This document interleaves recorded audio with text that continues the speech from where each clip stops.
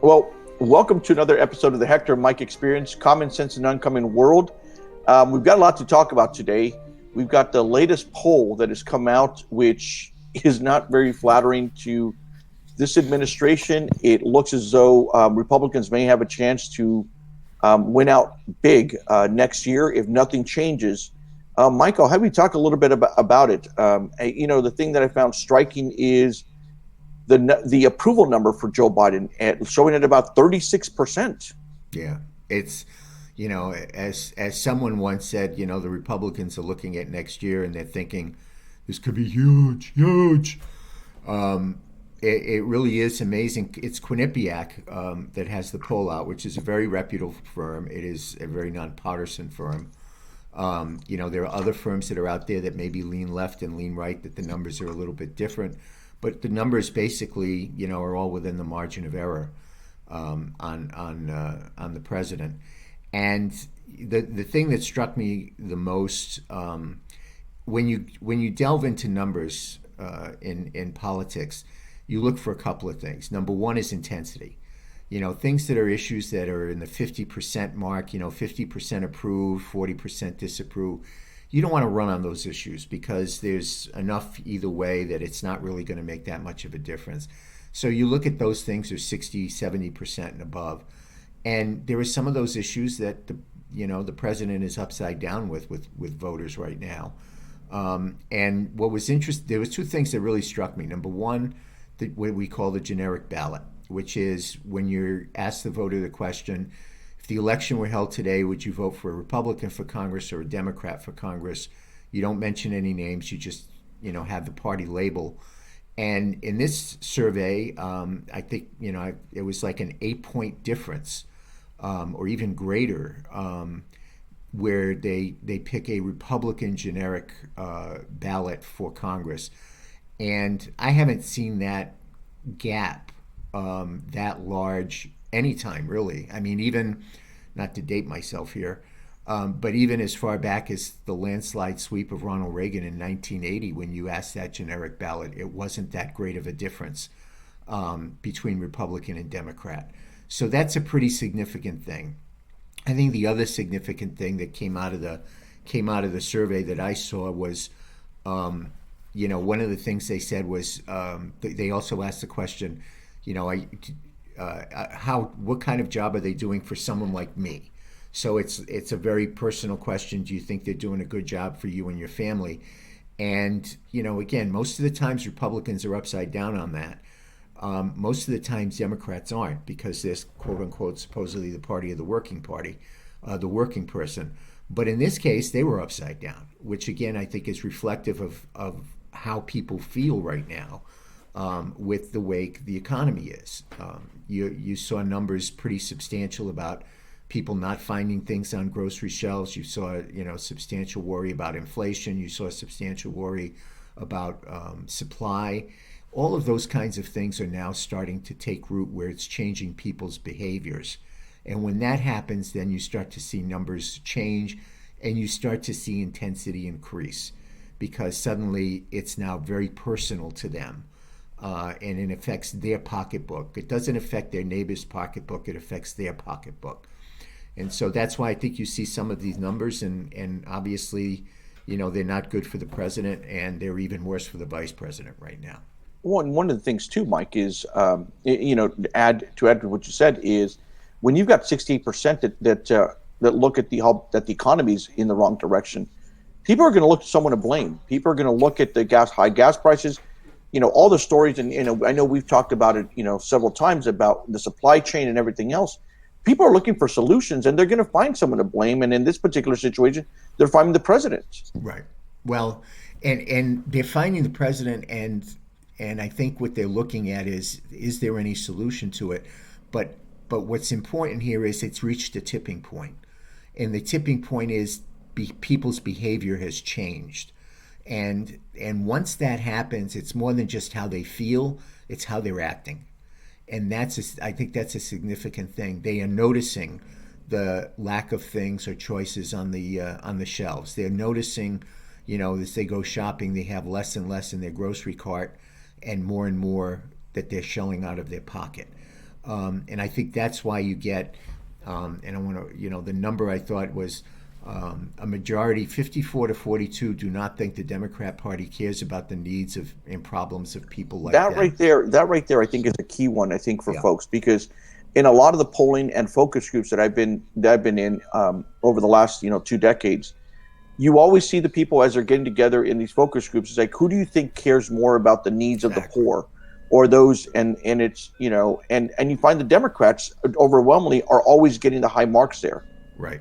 Yeah, absolutely right. Republicans usually never get high marks in a generic way. I mean, there'll be Republican candidates that they like or Republican incumbents they like, but just on a strict generic thing, usually the Democrats are considered the party of the working people. They're also and also the party of the independents, and that's now changed. You see that change. That was one of the other things I think that was important in this poll is it really did reaffirm what we all believe to be true, which is that this country is very polarized. I mean, on the Republican side, on the president's job approval, it was like 94-6. On the Democrat side, his approval was 87-9 or something like that. So both segments of the political parties are very polarized one way. But his problem is with independents. And, I think it was 56-44, something in that vicinity, disapprove of the job that he's doing. And that's a significant number because, usually, you get X number of people, 95% of Republicans are going to vote one way, 95% of Democrats are going to vote their way. And so you fight for that middle. And the reason that they're fighting, or losing, I should say, is exactly what you said, which is they're looking for someone to blame. I mean, the numbers in this thing were really shocking in sense of, first thing I saw was they asked people, to grade the president on issues, 4 separate issues, and one of them was climate change. Now, I would think that most people would give the president a very favorable rating on climate change, considering he shut down the Keystone Pipeline, he's banning offshore drilling and all of this other stuff. And, he goes out to Europe and, basically overturns all of Trump's policies. But in the poll, it was 41-48 approve, disapprove of his work on climate change. Coronavirus, which, was really kind of the thing that won him the election, 45 approve, 50 disapprove. And then you go into the other thing, which is the economy, which is the big thing, again, that's affecting people. It's 34-59. So he's pretty, it's only 11 months into this thing. Plenty of time to turn the ship around. But in reality, he only has a year to turn the ship around because that's when the next election is coming. And right now, anyway, they're going to have to make some major course adjustments. But Mike, because what they're selling, people aren't buying. Let's put it that way.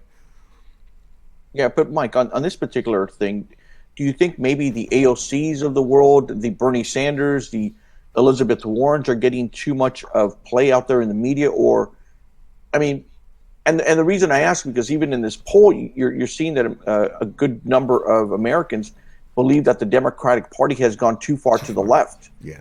And when you've got this idea, and we've talked about, math being racist, bridges and roadways being racist, you've got this woke society, you've got these, this institution of pronouns that places need to use. You've got all these things that are moving in there. At the same time, you've got this movement of defund the police. Mm-hmm. When you've got a good portion of independents believing that the Democratic Party's moved over too far to the left, you're seeing all the high gas prices. Now, once again, you're looking at the person who's there and you're finding someone to blame. Well, here's the bottom line. They can come up with any excuse that they want. They can say this is the result of the economy reopening because of the pandemic. They can say, you're 11 months into it. So it's kind of tough in any political job to keep blaming the last administration 11 months into your administration. First 3 or 4 months, whether you're in city council or president of the United States, everybody blames the people that were there before them. little bit different now. They got to fix things. I mean, more than half the people are not finding what they want in the grocery store, according to the poll. 50% are not finding consumer goods that they want. 52% are experiencing long delays in delivery times of items that they purchase. So, people are used to getting, choices. They're used to getting things when they want them. And it's not happening. And they've got to figure out how to fix that. All of this, by the way, let's be honest here. The Biden administration had a big win last week with the infrastructure bill. A lot of people didn't think it would pass. So they passed the infrastructure bill. But what's striking to me is there's no bounce to it.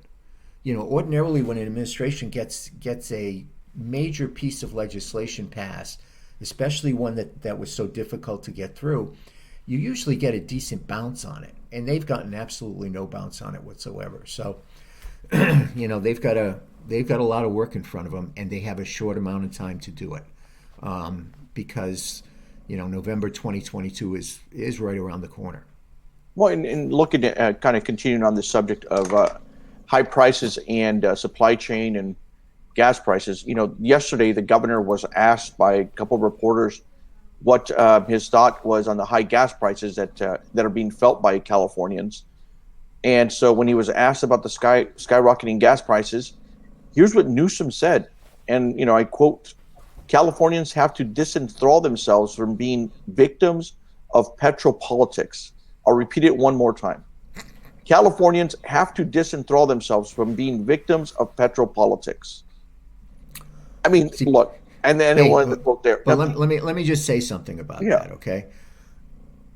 That's a pretty significant statement, because I think if you add it all up on a Scrabble board, it probably comes out to like 380 points, because you got the double words and all this other stuff. I mean, but that's about as far as it goes. It's good for a Scrabble board. But, I love that. I mean, let's send people out to gas stations as they're paying $4.50, $4.80 or whatever for their gallon of gas, and ask them what petro politics is. And, the summary is this: he's just saying, screw you. Right. He's saying, you were kind. I was going to say F you. Yeah, He's basically giving you the finger, people, in case you didn't know. Right. I mean, when he's got to say people have got to disenthrall themselves from being victims of petro politics, he's like, deal with it. Deal with the high gas prices, right. Because you know what? It's your problem, not mine. And that just it's a stupid message that comes out of this governor, especially as folks are, I don't know. He needs another hiatus. He does need another hiatus. You know what he needs to do? He needs to go and spend an hour at a gas station and listen to people and talk to people at the gas station and ask them how they feel about what's going on with what they're paying. Because he's not responsible for the $5 a gallon that people are paying, but he's responsible for a portion of that.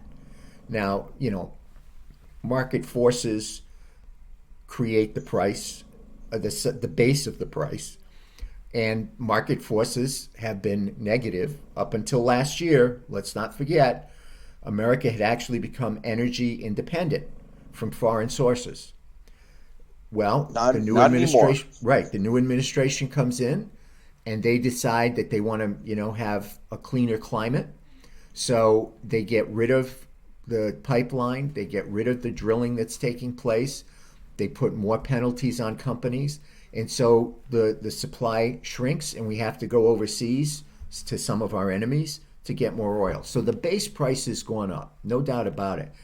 But, the base price is one thing. It's all the add-ons that happen after the base price that determines what you're paying in each individual state. And I think, you correct me if I'm wrong, you're good on numbers stuff. I mean, California, I think, has got one of the highest state and local gas taxes in the country, if not the highest. Yeah, we pay the highest gas prices. We do have the highest taxes in the nation. Several years ago, the California state legislature, and it was signed by the governor, it decided that we were going to raise taxes on gas, on each gallon of gasoline. It would go up every July with no end date. So every July, it goes up automatically. And we've already had 2 or 3 years of this where we've seen it go up. But it's just, you could take, you could look at the global market and say, okay, well, Gavin Newsom doesn't control the global market, or Joe Biden doesn't necessarily control the global market. But words have meaning, and their words and their actions do contribute to some of this. When you've got President Biden who got rid of the Keystone Pipeline, when you got Gavin Newsom who's now ended and has had a war on oil or fossil fuels, and has ended the permitting. California used to be one of the major suppliers, our own providers of oil. Now we're number 7. Mm-hmm. And so when you do all those things, and I know that, for argument's sake, you got George Scoutts in the Los Angeles Times who wrote a piece, "Don't blame Newsom." Well, he does deserve part of the blame, because when you do all the additional add-ons, and I think, Mike, I know we were talking a little earlier, we were kind of going back and forth with some of the numbers. Let's do some of the numbers here, people, so that they know. I mean, so you get your price, like you said. Maybe Governor Newsom doesn't affect that market price, that base price, but certainly Joe Biden does. I mean, we know that because a year ago, the base price was a whole lot lower than it is. The price per barrel was a whole lot lower than it is. And remember, we're paying about $1.27, $1.30 sometimes, right. $1.20 more than on average gasoline than the rest of the nation, on average. But what do we pay? This is the part that gets me. I mean, $67 and $67, yeah. Well, maybe that'll be what's coming up. 67 cents, in state gas tax, 18 cents more for low carbon, 23 cents more for the cap and trade, which is for climate change stuff. 18 cents more for the anti-smog blend that we use in California. So there's a policy decision there that says we want people to pay. First of all, let's take the 67 cents. Okay, so we need 67 cents so that we can pay for roads and bridges and yada, yada, yada. Well, we just passed a $1.2 trillion federal bill for roads, bridges, and tunnels. So, and we discussed this before. The governor is going to come out sometime in the next 3 weeks and talk about how great and how much of a surplus that we have in California. Well, maybe the reason we have a surplus is we're paying for things that we don't need to pay for. So that's that one. But the other 3 components I just mentioned that raise our gas prices more are to help the environment. So tell me something, guys. How does having over 100 ships sitting in Long Beach and Los Angeles Harbor in idle with their engines running and the diesel fumes and the carbon monoxide and carbon dioxide emissions help California? I mean, there are stories now about the smell and the vapor and the smoke coming onto shore over there. It's crazy when you think about the fact that on one hand you say we want a policy that costs more people in this state money to get a gallon of gas because we want to help the environment, but on the other hand you don't do anything about over 100 freighter ships sitting 5 miles off your coast. Well, it makes no sense. Well, even the money we talk about, the one that goes for cap and trade, $500 million of that money for the last several years has gone to help build the high-speed rail, which we've been at it for, I don't know, the last 7-8 years, if not longer. Right. We haven't broken ground. And we don't even know if it's gonna come into fruition or not. It was supposed to cost about $10 billion. Now the price tag's about $100 billion. It's absurd. Right. And here's my point.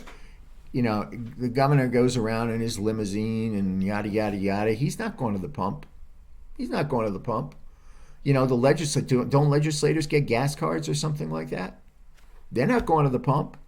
And again, I'm not talking about, when we talked about this before, if you're driving the $80,000 Mercedes or the $65,000 Jaguar, the extra $1.26 that you pay for gas that you shouldn't, you don't necessarily have to pay for, that's not going to make a big dent, But for the people that are working, the workers in California, the people that have to run errands, take their kids to soccer and baseball, go to different meetings, have to go to work every day. Those are the ones that are hurt by this. Someone should go and just plop themselves at a gas station in this state, and ask people, would you prefer to pay $1.26 less than what you're paying? Because here's what you're getting for the extra $1.26. I mean, and I think they would have an eye-opening experience. I think legislators would have an eye-opening experience, and it probably would scare the living bejesus out of them to hear the how people feel about it.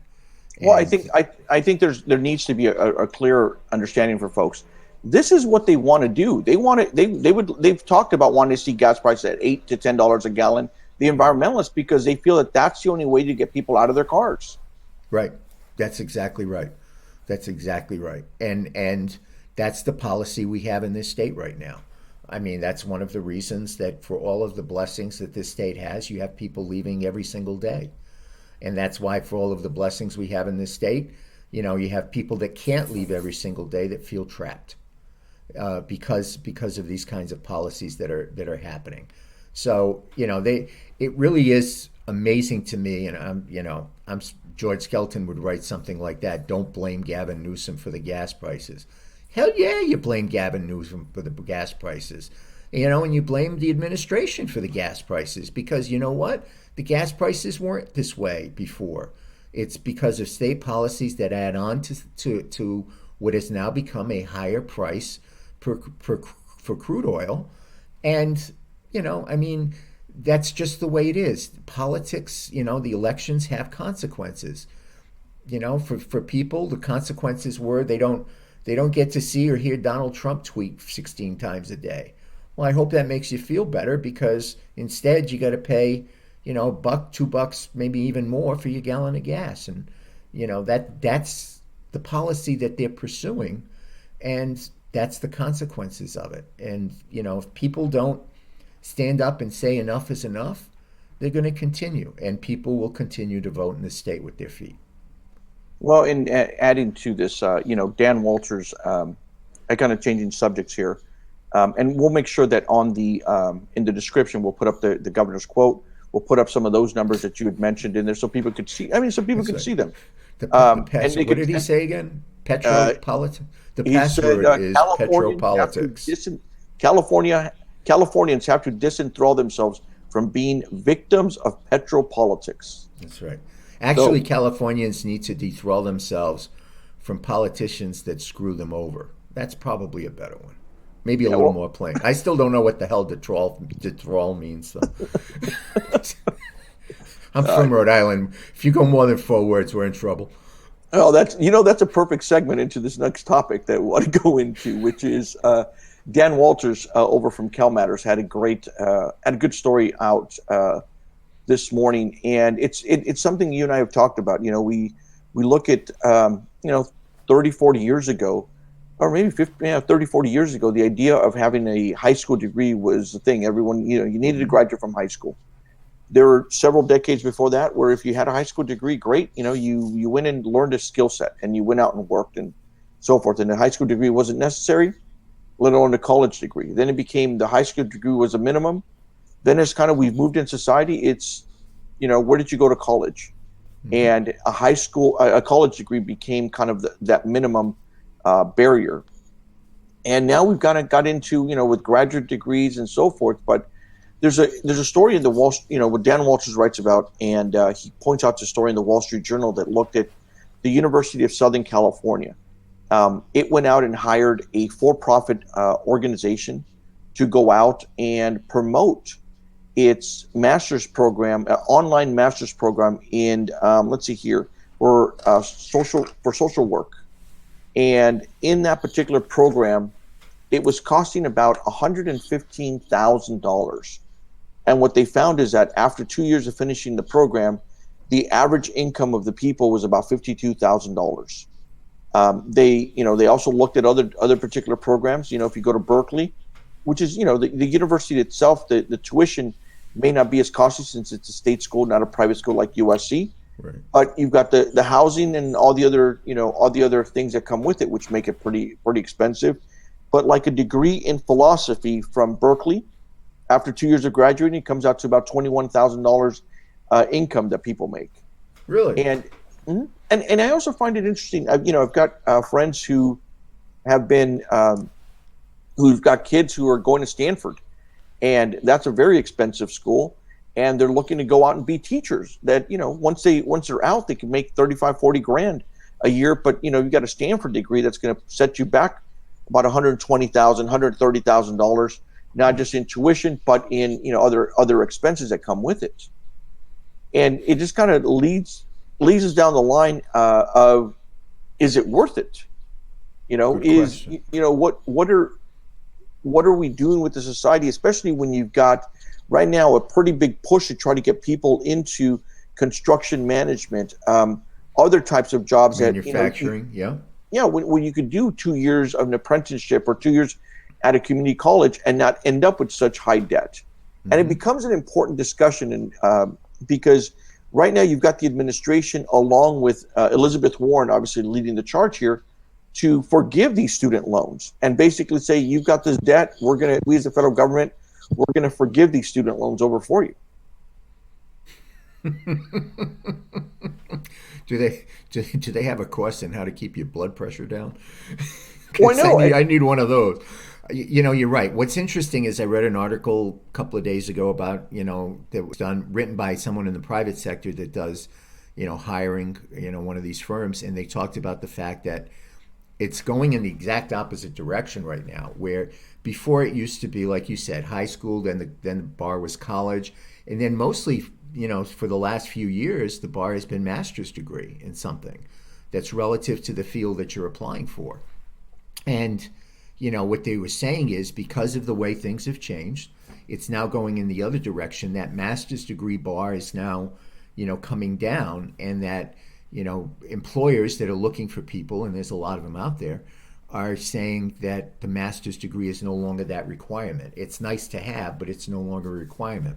The other thing is exactly what you said, which is a lot of the jobs that are available open out there do not require college education. They require some kind of trade or tech, and there are private schools. There's one I remember from my SBA days down in San Diego that has a program that teaches pipe fitting and welding for veterans that are getting out of service, and it's like a few-month program, and after they're done with the few-month program, they automatically go into a job that pays like 80-90 grand. Not bad at all, and they can move up from there. So there are a lot of options, and I think one of the things that people need to look at is there are more options like that. But I mean, to get to your point, which you just made, which affects all of us, forgiving student loans. Again, I put that in the "what are you, crazy" category. I mean, people signed I signed a document for the mortgage in my house. Well, I don't want to pay it anymore. So why doesn't the government forgive it? I knew what I was signing. I knew the commitment I was making. I didn't have any student loans. I worked a couple of jobs to pay to go to school while I was going to school. But to me it's crazy, because you look and you say, what about all those people that did it the right way? That either they did like me, they went to work and they paid for their education, or they got student loans and they paid them off. Now you come in and you say, well, all of you poor people over here, we feel so bad for you because you have these student loans looming over your head that you signed up for, and so we're going to forgive you. The government's going to pay for them. I mean, where's the fairness in that? I don't think there is a fairness. I mean, here I'm conflicted. I've got, not conflicted really, but I still have about $16,000 in law school debt. And, it's like, do I make my minimum payment, see what happens? But you're right. The thing is, we all signed it. I'll end up paying my student loans off, as I have been. And the thing is that, for a lot of the folks that have paid off their student loans, it's one thing. But also, what I find interesting is, do we also, as a society, I mean, do we need to go to Stanford, or do we need to go to USC or one of these other institutions if we're going to go try to become a teacher? Or do we say, hey, right, go to Cal State, where it costs a lot less, the education. You can more better manage that, and you don't have to end out of school with a $120,000 debt. Maybe if you want to go get an engineering degree or some other research-based degree, you can go to more of these research institutions. But education is now become a business. And it is a business with a whole lot of costs involved to it. The state of California, for example, and just take our state institutions here. the state of California provides quite a bit of money to our UCs and CSU schools. Students have to end up paying tuition. There's, if they've got a sports program, obviously there's a lot of sponsorships and everything else that comes with it. But, it's just become a money market. It's become a business. Oh, it's totally a business. I mean, there's it's competition. I mean, we see that every day. Come to my school. It's got this better program than the other school. I mean, I'll be honest with you. If someone wants to go out and spend $115,000 to get a social, what is it again? A social degree? It was a social worker master's degree. Yeah. Okay. So if they want to go out and spend $115,000 of their money to, or take on $115,000 debt to get a social, a degree in social work, a master's in social work, that's their decision to make. It's their life choice to make. But do me a favor, don't come a whining about how poor you are and how you have this debt hanging over your head. I mean, that's the part where you draw the line. If you want to make an individual decision to go to Stanford, amazing school. I mean, obviously one of the best in the country. And you're not getting a scholarship, or, you have $600,000 in student debt when you're done, and, you end up working in a French bakery, whatever. Don't come whining about it. I mean, that's the decision you made. Own it. Own it. Don't expect people to come bail you out. That's where I draw the line. You make your own personal decision, that's great. But when you come back and say, oh, I spent $115,000 to go to USC, and I got my degree, and I didn't get the job I wanted, or the job I got only paid, $25,000 or $50,000, and I was hoping to get one that would pay $350,000, and poor me, woe is me, as we say in Italian. I don't care. We shouldn't care. That's the decision you made. Find a way to honor and fulfill your responsibilities. It's your choice. Own it. Well, I think and I agree with you. I think what we're going to be by seeing. the way, my personal financial advice would be pay the minimum and watch what happens. Because the way things are going in this country, they probably will forgive it, by the way. I mean, having said everything I just said, I'd pay the minimum and just wait and see what happens. Well, no, granted, you've got the infrastructure bill that got passed, but now you're beginning to see a lot more details of these other types of programs that the Biden administration is looking to put forth. Right. And so they've got the next segment of their big bill that they're looking to put out there. And, one of them is they think they got child care. They've got a bunch of other things kind of mixed into it. Right. It's a laundry list of social things that they've wanted to do, quite frankly, and this is just my opinion, that make people more and more dependent on government. I mean, that's what they're trying to do. It's part of, the same way you talked a few minutes ago about the fact that they put these policies in on energy that raise the gas prices to get people out of the car. It's the same kind of thing. You give away a lot of free things. You make a lot of things available to people for free because it's not coming out of their pocket. It's coming out of someone else's pocket, and it makes people dependent on the government. And I think that's what they're going for. And, at some point in time, I know they're still working on it. I don't know if they're going to pass it this week or, next week. Obviously, they're off for Thanksgiving. But when it passes, it will be a Christmas tree of social spending programs, the likes of which we haven't seen before. And I will tell you, I think that what will happen is it will even more polarize the country than it is now, if that's even possible. And it will leave, people who, in that poll we started out talking about, that think the Democrat Party has gone too far to the left because of AOC and others, will feel that even more strongly. Well, and there's got to be a way to someone's going to have to pay for it. Nothing ever comes free. And so what the other thing I think we could chit chat next time we get together is the different ways that they're looking to pay for it. One of them, which we'll go into further detail next time, is, they're looking to find ways to tax, PayPal and Venmo. And so the way you sending money back and forth over to your friends, they want to figure out a way to tax that. And so they've sent out a couple trial balloons to see kind of what the general public thinks about it and what's that little thing, but they want to basically have the IRS be able to see all the different transactions that we make. And so, Mike, you and I go to lunch or dinner and I send you money, or then next time back and forth, they're looking, they want to look at where that money transactions come. $600 or less, they want to have, or $600 or more, they want to have access into your bank account. And we'll talk about this next time, but the person who's up for that helps run that policy, the director, the comptroller general of the United States, is a graduate of Moscow State University, and we're not talking about the one in Idaho, we're talking about the one overseas in Russia. There is definitely a socialist liberal bent that's going on here. But more importantly, there's one that says a common sense. People do believe, and the poll shows it, that the highest earners in this country don't pay their fair share in taxes. There's that belief. That belief continues to hold. But when you create a policy that says you want allow the IRS to go into your bank account for anything that's $600 or greater, that's when it becomes the kind of thing that says, what are you talking about? Get real. Get real.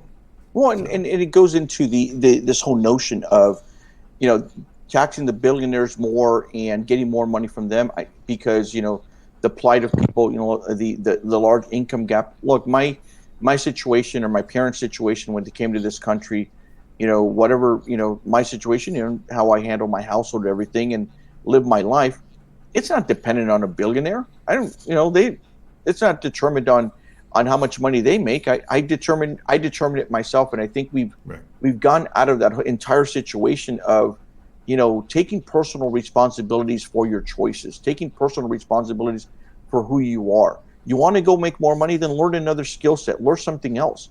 Right. You don't have to sit around and play your Xbox, for 4 hours a day, and you don't have to go and, belong to, a softball league, and then, go and play, catch up basketball with your friends here, and then, sit around and watch, 10 episodes of Netflix. Just maybe watch 2 episodes in Netflix somewhere, and the rest of the time is learn a new skill set, figure it out, read a book or something. And that's right. And I think we've gotten away, and this is kind of what this show has been about a little bit, is we've really gotten away from this idea of personal responsibility and this government with Gavin Newsom and his comments about, to go screw yourself, the issues with the economy. It's as though these politicians just don't care. And for a lot of folks, we're just kind of left to try to figure it out. And yeah, prices are going up and it's getting more expensive. But folks, you've got a choice. You got a choice on who you elect, who you put and it's not just for president. It's not just for governor. It's your local mayors. It's your city council. It's everything in there. And you've got to be more active in it. And in many ways, that's where it starts, is at that local level. It's those school boards. It's those city councils. It's those mayors. That's where real things that affect your life and your house and everything else takes place. And it is important. And you're right. It's amazing. The governor basically says, screw you on the gas things. And if people let him do that and get away with it, then you get the kind of government you deserve. That's the bottom line that says, you don't like paying high gas prices? Stop electing people that give you high gas prices. It really is that simple. But, some people do like being taken care of. There is a greater, I think more so certainly than your parents, came from Mexico. Mine, my grandparents came from Italy. There wasn't that please take care of me government thing. If they needed help, in my case, if my family needed help, they went to other relatives or they went to the church. They never went to government to rely on. And we've become more and more of exactly what you said, is people more and more relying on the government to help them out, bail them out, tell them what to do, tell them what not to do. And, that's called loss of freedom. Yeah. Well, we'll touch a little bit more on that, and also look at the different ways that this administration is looking to pay for their programs, and how it's going to hit, lottery tickets. They're going to do a Lottery lot of ticket. lottery tickets. Lottery Yeah, tickets. that's the it. secret. They're putting all their money on number 3 in the third race at Aqueduct. Yeah. So I make my money. Yeah. Insanity, I tell you. But Mike, it's always a great pleasure to get together with you. We'll get together again this week. Look forward to it. Thanks, everybody. All right. Bye.